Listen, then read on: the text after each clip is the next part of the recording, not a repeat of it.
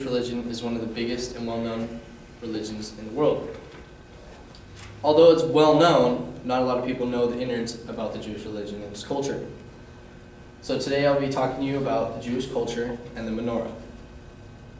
So today I'll be talking about how Judaism actually came before Catholicism, which is actually Catholic, Christian, and the beliefs.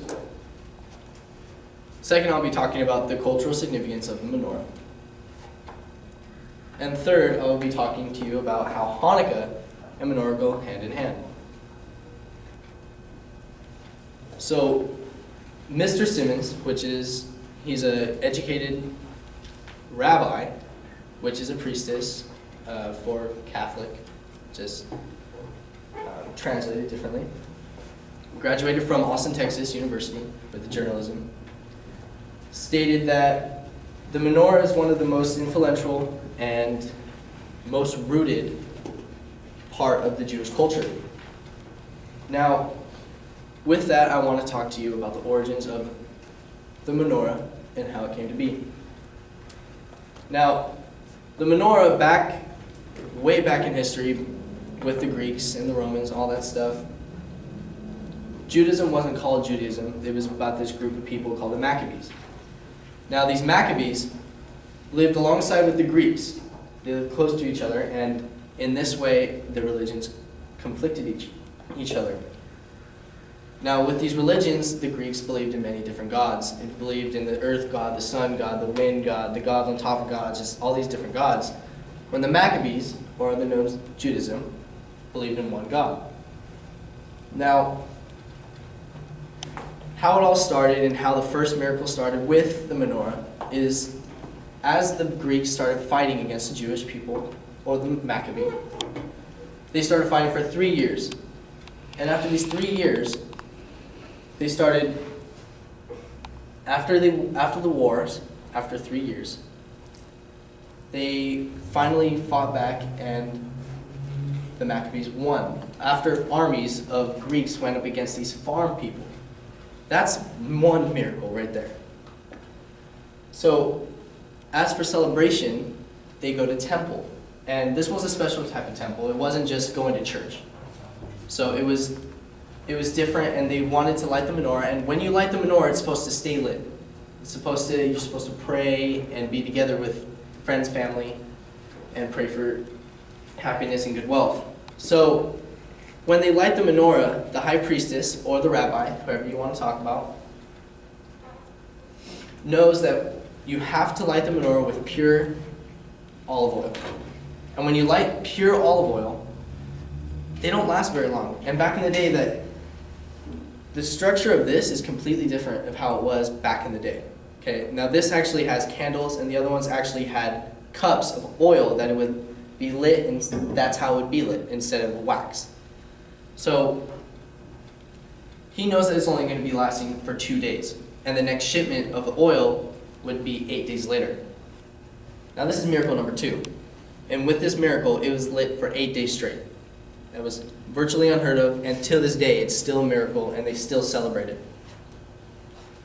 So, that's where the menorah got its significance from, and that's where the miracle started, and it's still rooted today. So next, I would like to talk to you about the cultural significance of the menorah, and how it's translated today is different than it was before. So the differences. I already talked about how the structure is different, and how the cups were a lot bigger, and it was a lot. In different temples, it's different. Now, back in the day, they were a lot bigger because the cans would actually hold the pure oil, olive oil. Can't lit anything else. So that was different. And another thing that was different is only the high rabbis could light the menorah. Today, this is different. Menorahs are in households of Jewish families, and anybody can light it. Your son, daughter can light it, but back in the day, it was only the rabbi. Now, another difference is how it's used. How it's used back in the day was just for temple use, for prayer, enlightenment, and different holidays and special occasions. Today, it's more used as for during the Christmas holidays and stuff like that, and for Hanukkah. The difference of the structure is it was completely gold back. It was complete gold, so it was worth a lot. Today you can get it out of steel and just, I bet you this one's made out of steel, just painted gold. But so the differences are a little, they changed a little bit over time, just like the religion itself. And thirdly, I want to talk to you about Hanukkah and how Hanukkah goes hand in hand with the menorah. Now, how I talked about the origin and how the origin lasted for 8 days, that's how they celebrate Hanukkah. So for every day, you light one of the candles. So you start from this side and go over, but as you can see, there's 9. 1, 2, 3, 4, 5, 6, 7, 8, 9. One is used to light the rest. And that, as you light them, is one for each day. And as it is signified, the difference is it is used differently than it was in the past. And as previously qualified, he says that when it is lit, it signifies enlightenment and the purpose of it. And when lighting the menorah is, when lighting it, you're supposed to put it by the windows at different places. So when you do light it, it lights up the world, giving the world enlightenment, happiness. And when I say enlightenment, you're not going to get smarter. It just means that you're wishing other people good wealth and you're hoping for the good. So the reason why I'm talking about the menorah today is because it is one of the most rooted and biggest traditions that the Jewish people have to offer.